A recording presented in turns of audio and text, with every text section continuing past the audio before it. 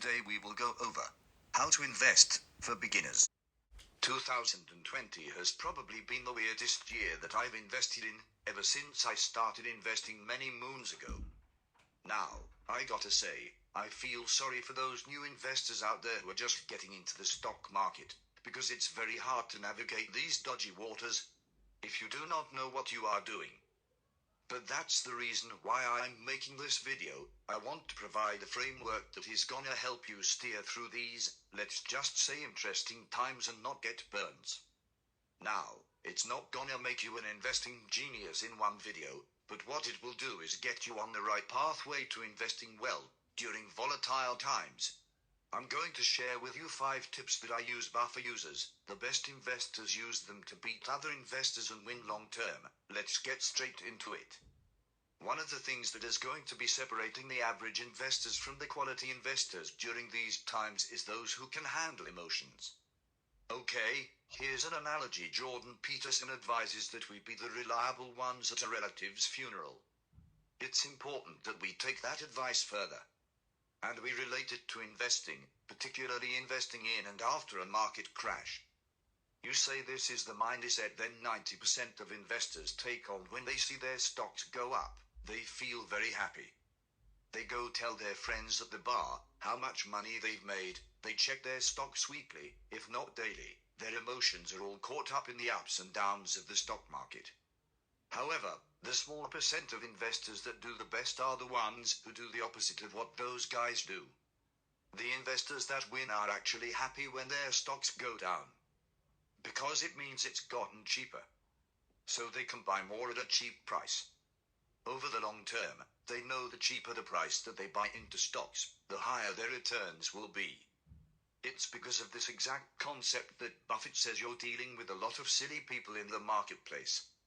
It's like a great big casino, and everyone else is losing. Buy low, sell high. Unfortunately, most investors do the opposite. If you want an advantage over other investors, if you want to be getting those high-level returns, you need to be investing in areas that you know well.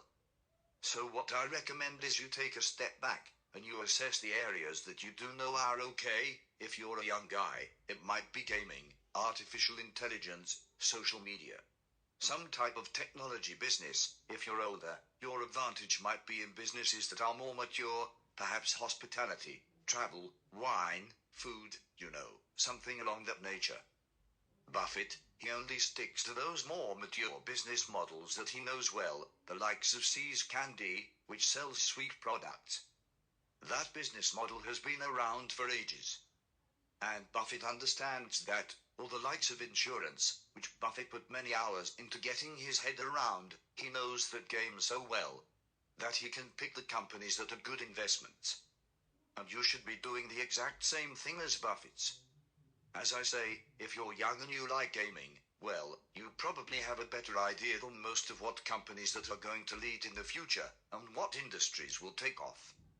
That's why I want to Peter Lynch's most famous quotes is so simple, but so genius. He says, know what you own and know why you own it.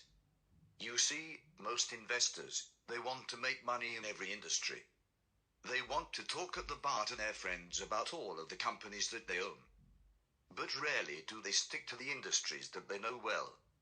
Rarely do they understand exactly what it is they own, and why they own it. That's why you shouldn't be like most investors. If I just got a random person who'd never played poker before, and I said, do you want to join me and my friends for a game of poker? We'll each put in $500. That person will be stupid if he said yes to the game, because he'd never played before, and he was gonna get creamed and lose money. And if we take that and apply it to the stock markets, you will be amazed at how many beginner investors don't actually know the basics to making an investment. And what inevitably happens is they get creamed after 1, 2, or 3 years, if you're new to this game of investing in the stock markets, particularly in these risky times 2020. Here's some basics you need to know. Okay, the P/E ratio, one of the most important metrics to know. Basically, it measures how much you pay for a stock relative to how much it's bringing in. Another thing, return on equity. A great metric for measuring how efficient a business is at generating profits. Do you know about stock market orders? What a limit order is, a market order, a stop limit order. You need to know these things before investing, you know. How is your understanding with a range of different fundamental strategies that you can use? AKA Warren Buffett's strategy of value investing, buying at a price below intrinsic value. Do you know about the dividend aristocrat strategy, group of stocks that you can dollar cost average into and beat the market long term, at least according to history? It's important that you get your head around these fundamental strategies, these little tactics that you can use. Get your head around the PE ratios before you become an investor. This is one of the simplest rules to investing, but one of the hardest rules to follow. Most investors, they are obsessed with the day-to-day, week-to-week news of the stock market. The thing is, you get some type of dopamine hit every time you receive a piece of news. This leaves 90% of investors hooked on the short-term going-ons of the stock markets. Now, I wouldn't have a problem with this. But it does have a negative effect on the way you invest. And ultimately, your investing returns. One of the problems of looking at the very short term is you don't notice the long-term patterns that you are going through. If you look at a week or even a month in the stock markets, these are normally tiny dots of a longer-term pattern that is happening. So as an investor, if you are attached to the short term, you're going to make decisions based around that. And overall, it leads to worse investing returns. This is why Buffett says only buy something that you'd be perfectly happy to hold. If the market shut down for 10 years, don't worry about the everyday news. And don't worry about the minutiae. Now, the next thing that you really want to be getting your head around is market cycles, especially in 2020 when we're in the latest stages of a cycle. Now what I'm talking about is getting to know what stocks do well, in which period. Let me share with you a bit of an old school graph, which will help you do so. So as you can see, during the early to middle stages of the market cycle, the likes of transportation technology and capital goods stocks tend to do well. Why? Because things are starting to expand, the economy is starting to heat up. So transportation is more required.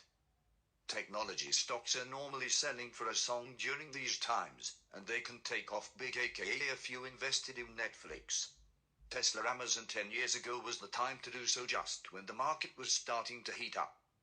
But during the latest stages of the cycle, the more conservative stocks start to work better, the likes of consumer non-cyclicals and healthcare. So why is that? Well, because even in a market downturn, people still need to eat. They need toothpaste, soap, clean water, etc. So consumer non-cyclicals are safer to own. They also need their health taken care of. So healthcare stocks during the latter stages also work well. And this is what I'm talking about. As a beginner entering into the stock markets, you need to be getting your head around these things. You need to know what stocks do well, and when, as the saying goes, you can buy the strongest stock in the world. But if it's in a weak sector, you can lose. That's one of the reasons why I like to follow Ray Dalio. He gives historical evidence, and he relates it back to today to give us an idea on where we are in the market cycle. And then I can organize my portfolio appropriately for market conditions in 2020. So if you're a beginner investor, obviously I'm sure you wish you started 10 years ago, when the economy and the market was in the early stages. But at the end of the day, all you can focus on is the market conditions that we are currently in, and these little tips that I've shared with you, they're going to help you navigate the waters for these unique market conditions in 2020 and going forward. I wish you the best of luck, everyone, and I hope you can get those high investing returns.